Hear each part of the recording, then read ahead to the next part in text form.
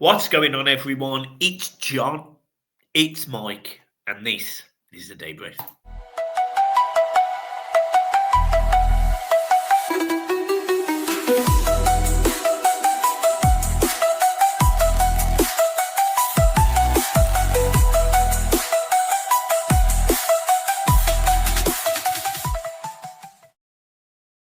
Yes, people, what is going on? It's John, it's Mike, back again, and this is your favourite debrief show. Make sure you hit the like and subscribe button. Make sure you follow us, support us, and back us. Most importantly, we're going to start with John because he has some explaining to do, the boy. Off you go. Yeah, on the match reaction last night, I think my words were something along the lines of Everton weren't that good in the second half. And I have watched the game back and listen, there was nothing between the two teams. I think it was just a reaction of, you get that engrossed in a game like that and the emotion takes over and you don't really see all the game, because I do get that engrossed in the match. Anyone who sits around me can see that. And I probably didn't see what the majority of other people seen. So I do apologise for not being positive in the match reaction last night. There was nothing between the two teams. Both Everton give a good account of themselves first half and second half. Fair enough. Apology accepted. I'm joking. Look, I thought the game was a good game of football. I have also watched it back. I've literally just finished. I watched the first half at lunchtime, watched the second half just. And there's a few standout things for me. And not all Everton fans are going to like what I'm about to say, if I'm being honest. But there was a lot of challenges last night that happened from Liverpool players. I've watched them back on telly. I don't think some of them were fouls, if I'm being brutally honest. There's a couple where they don't even connect with Everton players and we've gone down. I'm not complaining, by the way. I'm certainly not sitting there complaining that we got some decisions last night. There was one on Ghana, which to me looked like a straight red in the stand. Doesn't touch him or just brushes him. You know, it weren't as bad as it. And the reason why I'm mentioning this is because you get so engrossed in the emotion of the derby, so engrossed that you want Liverpool to get players sent off. You want them to be, really struggling. You want them to be, in the nicest possible way, battered down, and then, we go and trample all over them. But the facts are, I thought the game last night was a really good symbol of the last Merseyside derby at Goodison Park. I would have loved to have won. Of course I would have. But it is kind of fitting that Everton never said die. It's kind of fitting that we got the goal the way that we did, and there was the jeopardy of VAR and all of that. But for me, I was buzzing with a 2-2 draw. And if I'm being honest, I think Everton did have the chances to win. So I'm happy. Yeah, I mean, as I said to you today, it was a derby game that we used to see years ago where two teams really went for it. And, you praised both sets of supporters because Liverpoolians were giving it back to Everton fans and Everton fans were giving it back to Liverpoolians. And well, the atmosphere was good and it was a fitting derby send-off for Goodison Park. I think it all started with the coach welcome, because you could see how Everton started the game, that they were up for it. And I'm going to say this now, that will be the toughest game that Liverpool team have this season. Everton, you look at their big name players, the likes of Diaz, wasn't really in the game. Salah, all right, he had an assist and a goal. But I don't know where Mykolenko pulls it out of. But every time he plays against Salah, he looks like Prime Maldini. He steps up every derby game, Mykolenko. Individually last night, apart from probably Jack Harrison, who I thought was poor again, Lindstrom wasn't that good. But the majority of them players last night stood up to be counted in a Merseyside derby, and he gave it all, and that's all we can ask for. I thought the fans were fantastic last night, which inadvertently rubbed off on the players on the pitch. They wanted it more, and you can just see how David Moyes has transformed this squad of players that the previous manager come out and said he couldn't get any more out of them. This group of players, in my opinion, are given 20 to 30% more under this manager. They want to play for him. You know, 1 loss in 5, I think it is, or in league games or something like that. Last night for me epitomised an Everton performance in a Merseyside derby that we used to see years ago. And last season, you know, we won 2-0. I actually thought we were better last night when we won 2-0 last season. So some standout players for me. Jake O'Brien's come in. Sean Dyche said he wasn't Premier League ready. He was a rock. Jarrett Branthwaite last night was a man-mountain mate. He was back to his old best. Thought, a guy had a good game, and a special mention. I know we are going to go on to the players, but I want to say it on here now. Out of the Everton fan base, I've probably been Betto's biggest critic.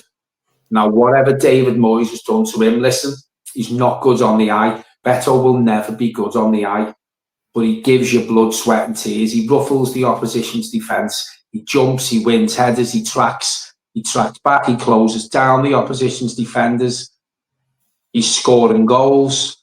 That's all you're going to get from Betto. But I tell you what, mate, when he puts that Everton shirt on, he gives 100%.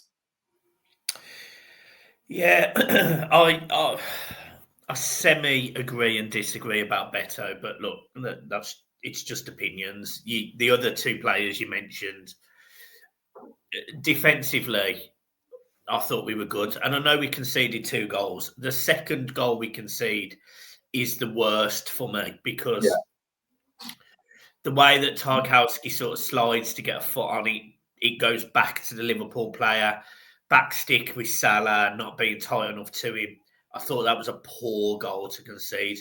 I also thought the McAllister goal was poor to concede. You know, he's one of the smallest men on the pitch, and he outjumps Branthwaite, O'Brien, and Tarkowski.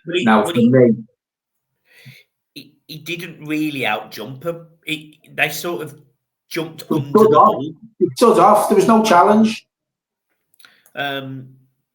But you know, Liverpool. I mean, the thing I was about to say is Liverpool. You'll have to apologise about the drill in the background noise as well, because there is drilling going on. Just keep muting your mic. The other thing to mention is the fact that, you know, when the ball was moved in between the channels, Everton did it well. Everton moved the ball between the lines at times. They were progressive with the ball. You know, we lost Ndai and we didn't really change that. Jack Harrison, I weren't a million miles away with being over the moon, happy, buzzing. But what I will say is, you know, he put in a couple of decent balls. He was prepared to work hard. He tracked backwards and forwards, like I mentioned that I thought he would anyway, and he did do that. And the other thing that I think was worth mentioning is, although I disagree with certain points you've just made about Betto, you know, I don't think he holds the ball up very well at all. I don't think he won many headers. I thought at times Konate bullied him, to be honest. The little pushes. I don't think it's said, you know, about holding the ball up well, because he doesn't. But even when he's not winning headers, Michael, he'll still put the defenders off. You know, and that's what you get with Betto. You don't get that, for example, from a Calvert-Lewin. You know, if he's got no chance of winning that ball, he doesn't even try and put the defenders off with jumping with them. Whereas with Betto, he will get stuck into the opposition's defenders. He will jump and put them off and go for headers, probably that he's not going to win. Yeah, the thing that stands out for me with Betto is none of the other stuff. It's his finishing. He is a better finisher than Calvert-Lewin, one-on-one in every element. He seems more composed. He's more relaxed in front of goal.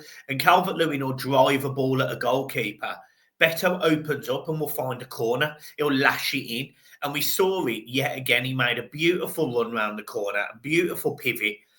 He's got the ball. He's got 2 Liverpool defenders either side of him. And he just slots it calm as you like into the bottom corner. And for me, that's a sign of a striker that has the ability to score goals. No, you can almost forget the other stuff. If you can play through the lines and play through the channels, you don't need to win balls in the air. You don't need to try and compete like that because you'll keep the ball on the deck. Well, that's where the goal come from last night. I think it was a quick free kick by Brantwaite. I think it was, you know, when it went again. We seen it at Leicester. You put the ball through the channels for Betto, and he's calm, he's collective, he's cool in them circumstances. And I honestly think out of the centre forwards we do have, Beto's probably the best finisher. And there's a statement for you. Yeah, but it's true. It's true. He is probably the best finisher. I want to talk about Liverpool a little bit.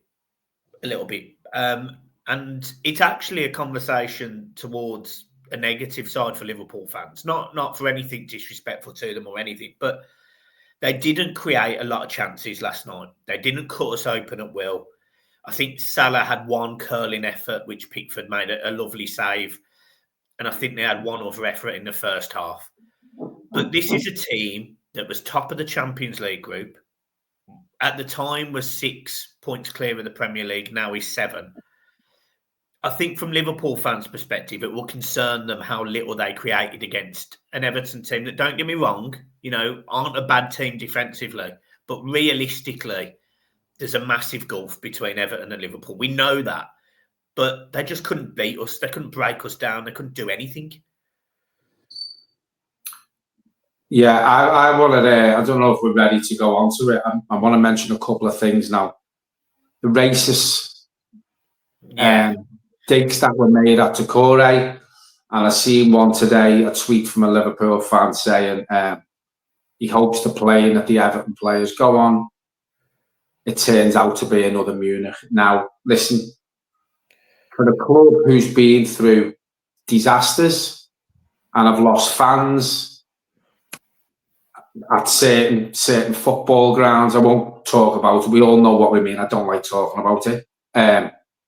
But for a club that's gone through that, to put tweets out that they hope a plane that Everton players on, it turns out to be another Munich, I think is an absolute disgrace. It's a disgrace to your fan base. And listen, it is a minority. I'm not tarnishing you all with the same brush for any Liverpool fans who watch this, but that is obscene.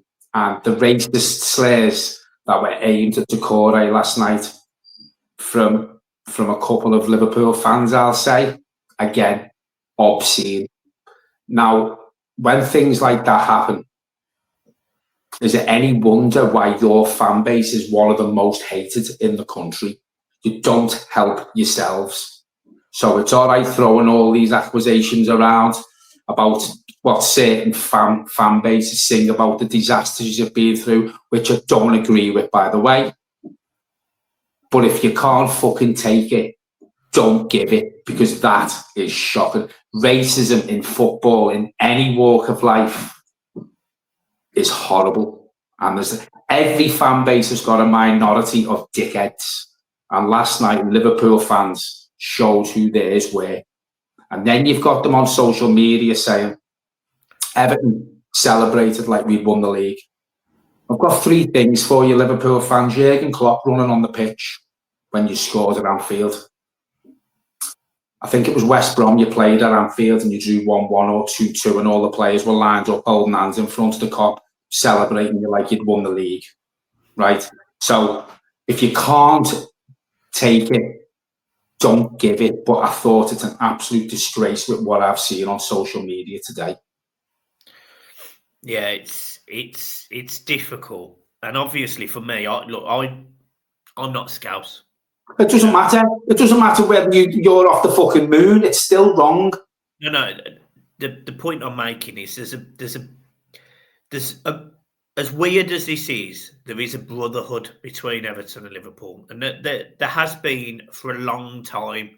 We've supported each other through tragedy. We've done memorials at Goodison. You know, they walked out to Z Cars for Champions League game for Reece Jones. You know, we've got a plaque for the now 97. There's meant to be a solidity in our city for our people, and I include. I'm saying our because I'm essentially adopting myself as a Scouser here, but we have a solidity with each other. You know, the food bank van is a red hand and a blue hand together. You know, we are a city, or Liverpool is a city that's always supported each other through crisis, minor strikes, the tragedies, the incidents. You know, we all know about all of the events, all of the things that happened, which have always been negative. And when you hear that fans have got so personal with players and so personal with each other, and you are right, John, it's a minority. You know, it might be one person in the stand that shouted something horrendous, and it might be one person on Twitter that said something horrendous. But irrespective, that one person is a disgrace because the context of the relationship that we've had. You know, 10 years ago, you would see Everton and Liverpool fans sitting together. There was pictures of some Liverpool and Everton fans sitting together last night. And to see that after such a big game for both clubs, by the way, you know, and I mean both clubs in the historic sense, that was the last game in the derby at Goodison Park, and the first one was in 1894. I mean, to put it into perspective, the first derby and the last derby, all of those derbies in the middle, all of that emotion, all of that love, it is finished. That going into Goodison Park for those fans and sitting on the wooden seats at the back, the clank of the seats, the raw emotion that you see, the flags of the Gladys Street. Liverpool fans aren't going to see that again. It's not going to happen. It's going to be at Bramley Moor. It's going to look different. The environment's going to be different, and we're going to make a new history. You know, it's going to be a new story, a new narrative. And how disappointing is it that the very last derby at Goodison Park, where most Liverpool fans give Everton a bit, we give them a bit, and it was exactly how it should be. Why is it that certain fans have gone too far? And for me, that is an absolute disgrace, and it's a shame. It's a shame that has happened on the back of quite a good football match. Yeah. I mean, do you know, like the little things like you saying you've won nothing since 95, and I think I've seen someone standing there with a 3 and an 0 balloon for 30 years. Yeah, it's, you know, it's funny. You take that. You know, it's football banter. It's banter, you know, and we were singing songs to them from where I sit, and they were singing songs back. But it's the dickheads who go and swoop that low. And again, I will say it's one or two. It's a minuscule minority. The rest of the fans bought into the atmosphere last night. They were giving shit. They were taking shit. But the other stuff, just fucking leave it out because it's sickening. It's sickening. Yeah. Right, we spoke about that enough now. Back onto the game. Who was your standout players then last night? Branthwaite, O'Brien. I thought Branthwaite was brilliant. I thought O'Brien was brilliant. I tell you the one thing I will like to add, John, is when Tim come on last night, yet again, everything he did was trying to go forward. And the second goal we score, because we haven't spoke about that yet, the ball is looped in from Mikalenko.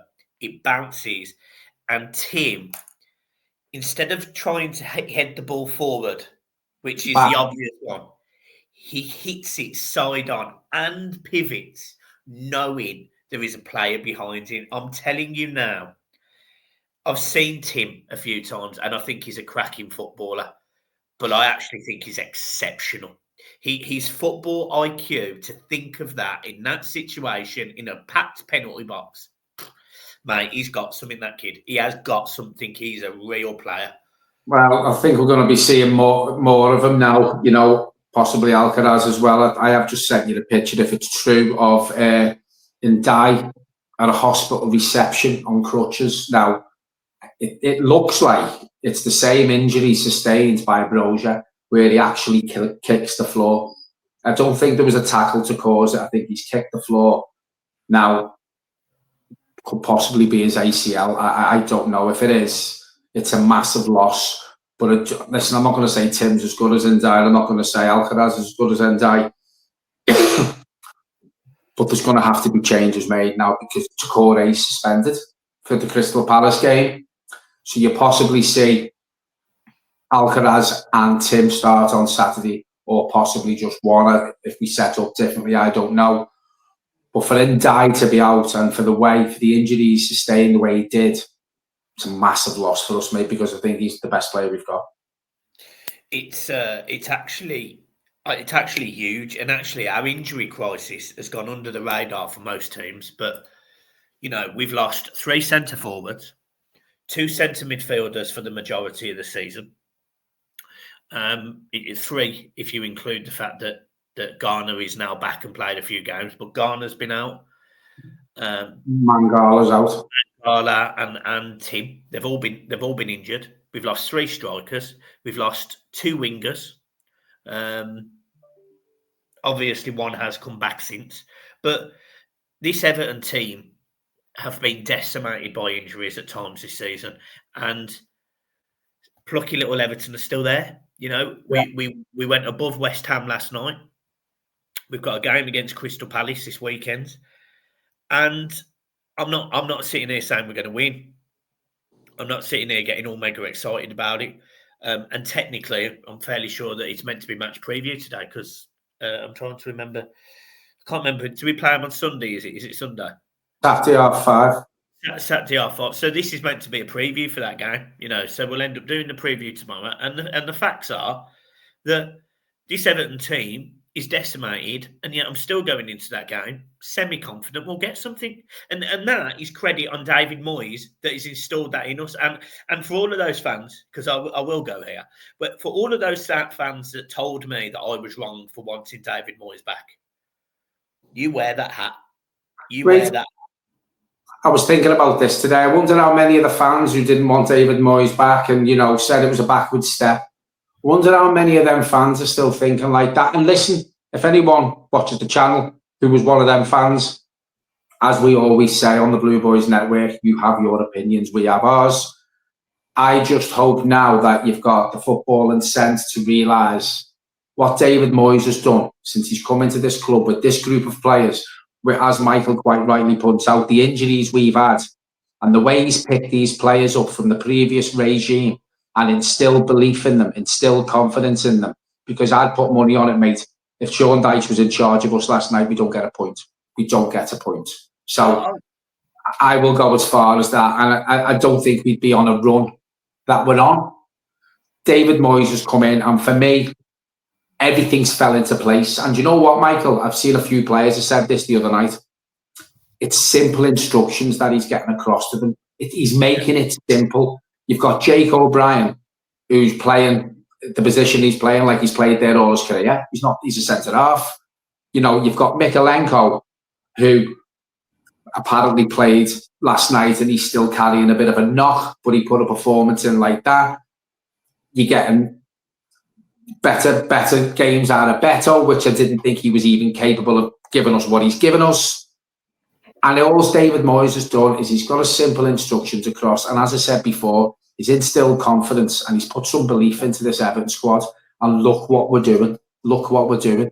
And that's all little simple things from a manager who knows the city, who knows the club, who knows Everton. Look what he's done with this squad of players that apparently the previous manager couldn't get any more out of. No, it's scary. It's absolutely scary to see what David Moyes has done. And the big thing for me that stands out to me is Betto. And Betto is scoring roughly a goal, something like every 121 minutes. And to put that into perspective, I think in something like 6 starts, he's got 4 goals. Mate, I don't even think Beto's still at the club. If Sean Dyche is still there from the January transfer window. Yeah, and we would have bought in a striker that was a makeshift. Yeah, but who would want to play for Sean Dyche? And this is the thing, the performance last night, to play through those lines, to cause Liverpool problems, and this is without talking about, there was decisions that I think Liverpool can be aggrieved at. I think there was a couple of decisions that Everton can also be aggrieved at. I think we should have had a penalty, mate. That handball, I really do. Exactly. Liverpool get that, mate. Liverpool get that. Exactly. Most teams get that. Most other teams get that. Apart from Everton. Yeah. So the point is, we left that game last night, and if I'm being honest, I was aggrieved being 2-1 down. I thought we should have had a penalty. He clearly pulls the ball back, so in my opinion, that was a penalty. Liverpool fans have said that Garner should have been sent off. We're saying that Conor Bradley should have been sent off. There was when you're in the stands, you actually can't see the game as well as when you watch it on football on TV, because you're there on TV. You can see the tackle, you can see the contact. But the facts are, we are where we are. We got a 2-2 draw in a game that we definitely deserved a point. Happy, fair enough. But I just think it was a fairy tale. It was a fairy tale. It was really fitting of the game, the fans, the crowd, and we're safe now, in my opinion. We're 10 points. 10 points with the goal difference that, is worth probably another point. Yeah. You look at, so last night obviously it was under the lights, and I think that adds to the atmosphere. And I have said on here a couple of times, under the previous manager, the 1878s do a great job, but because of the way the club felt and the players felt and the fans felt under the previous manager, the flags didn't do anything. They just look good. And that's not a pop at the 1878s. It's more of a pop at the way the fans felt under the previous regime. So it's not a pop at the 1878s that you do a fantastic job, because I will flip it round. Last night, it looked absolutely fantastic from where I sit. To see all them flags and the banners and people waving them under the floodlights, the last derby game at Goodison Park, it just epitomised for me why we love this football club. Unfortunately, that was the last time Everton play under floodlights at Goodison Park as well. And that's gutting, isn't it? Yeah. You don't get that feeling. You're not walking up to Goodison, you see the sky lit up by the floodlights, and you see Everton lit up in blue letters and that. We're not going to see that anymore. So I'm going to ask you a question, because a few people, and obviously you alluded to this in the match reaction as well, said to you about, essentially you missed the goal. How do you feel? I can't believe I missed the goal, mate, because it's the last derby goal Everton will score at Goodison Park, and for the years I've gone, and I'm 50 now, and I've been going since I was 11, I won't see a derby goal scored at Goodison again. Absolutely destroyed me, because where I was standing outside, the Liverpool fans were coming out because of everything else that was going round. The cheer didn't seem that loud. It was weird, and I actually thought, because the cheer wasn't that loud, he'd gone 3-1 up. And then I had to ask someone, and then I knew, because the Liverpool fans, one or two of them, started throwing stuff at the Everton fans, so then I knew they'd spit their dummy out. But it's absolutely wounded me. I mean, I've watched it 100 times today, and I could watch it all day. The noise when you watch it on the highlights, obviously, as I said, it wasn't that loud outside, but the noise, mate, when that ball hit the net, it's probably one of the loudest noises I've ever heard at Goodison Park when I watched it on the highlights today. So if it was loud then, I'm jealous of everyone who stayed behind last night and witnessed that roar, the thunder cunt that left Tarkowski's boot. It absolutely wounded me to think that we'd scored that goal and I wasn't there. Finley went. It was literally a case. The goal happened, and literally Finley was in the crowd. He's lost it. He absolutely lost it. He was celebrating. He was absolutely going mad. He jumped off one of the steps of the stand into my arms. We've got people all around us grabbing each other, celebrating. You know, it was the most euphoric feeling in the world, and you are not making me feel any fucking better here whatsoever. You know, makes me feel great. And as weird as it was, he may see this one day. You know, I'm not expecting Finley to trawl through old YouTube videos of his dad and his best mate, but it was absolutely incredible that was Finley's first and last derby at Goodison Park. That's his memory. That's his Goodison Park derby memory. And you know, me and you have been there when we've lost 4-0, 4-1. We've seen some horrendous results at Goodison. And that's some times though when we were talking about this last night to some lovely lads who come over to see us in Wetherspoons, and he actually had a picture of me and you meeting each other on the turf after we beat Crystal Palace. And you know, little things like, don't get me wrong, I've had memories where, you know, the year we won the Cup Winners' Cup, I was there, and you know, I've seen some great games at Goodison. But that night when me and you, it must have been 10,000 people on the pitch, and me and you just actually bumped into each other. I mean, it was incredible. It was absolutely incredible.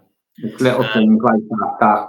Not say I missed that, because obviously the reason why we were on the pitch is because we beat Crystal Palace in a relegation dogfight. So I don't want to go through that anymore. And the way David Moyes has come in and took everything in his stride, I actually think we're in safe hands now, where, God willing, we won't go through that again. No. And just to end,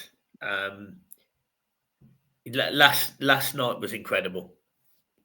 And it doesn't matter if you left early or not. You've seen the goal. You know what happened. It was an incredible result, an incredible game of football. And as you sort of sit here now and you think of all them times under the lights, the games, the emotions, I mean, we've got ups and we've got downs. I mean, I've been there, and we actually beat it No, I don't think we did beat it this season, because we were close. But, you know, we were 2-0 up on the 92nd minute and drew 2-2 with Newcastle. Me and you were sitting there next to each other practically crying. I mean, that was under the lights. I think we beat us, didn't we? No, it was 2-2. Lejeune scored for the equaliser, I think it was. But we've gone through so much. We've gone through so much. Just football club. We've been dragged through the ringer, and it just felt like we'd come out the other side last night. It sounds really weird, but last night for me was closure. It was closure. It doesn't. We stay up. We're not going to be in trouble. It doesn't really matter about the players coming back and all that stuff. We've got to rebuild in the summer. It's now time to be positive and excited and forward-thinking and ambitious and determined. And yes, we'll give Goodison a great send-off against Southampton. I think it is last game this season. But by God, it's going to be fantastic, that send-off. It's going to be fantastic for everyone involved. And this football, it's very special. This football club is very special, and no matter how much you love it, how much you hate it, how much you despise it, whatever fan you are in the world, Everton Football Club is one of, and still will be, one of the most historic, famous, fabulous football teams to ever grace football. And long may we continue. Well, you know, I think, as you say, I think it was the final nail in the coffin last night for the bad times we've gone through. As you say, 10 points clear, goal difference is worth a point. Brand new stadium coming up. I think we've got 6 home games left. Big summer to come, in safe hands with new owners. I think the dark days are finally disappearing into the distance now. I think as a fan base, what we've been through, I think it's a credit to each and every one of us that we still support this team through thick and thin. We've been there. We sell out every away game. There's a season ticket waiting list. We're the best fans in the world, mate. Because I'm telling you now, there's no other fan base who will go through what we've been through would have stuck with their football club like we have. And I don't care what anyone says, mate. I've seen Newcastle, mate, when they had about fucking 10,000 in St James's Park. You know, I've seen Liverpool take fucking 6 fans away in Europe. Do you know what I mean? Everton Football Club, I know they won't admit it, but there's a lot of fan bases out there who are jealous of us fans. I wouldn't say the football club because we haven't really had to. We've had no success since '95, but we're the best fans in the world, and I think we make a lot of other fans jealous because the support that we give this team after everything we've been through, as I say, I think it's just a credit to each and every one of us. Yeah, I couldn't agree more. Well, we'll end the debrief on that. Make sure you hit the like and subscribe. Thanks everyone for your love and support yesterday. It was incredible. Lots of pictures, lots of love, lots of. I find it all weird, really. You know, I mean, Jesus, who would want a picture with this? I look Amish today. Look at the beard and everything. And John's obviously really ugly anyway, naturally. So, no, I don't know why anyone would want a picture of him, to be honest. Yeah. Match preview tomorrow, Valentine's Day. So bring the love in. I just want to add something. If a certain person is watching this who jumps in the comments after every video, I think I call him Fat Bernie, right? Do us a favour. Get a life, right? Stop with the snide digs at me. Because if you're taking time out of your day to write the comments that you do, then you've got one sad fucking life. So get out your man's box room. Get a life and stop fucking bothering me. Yeah. Or get into John's Mars box room. Brilliant.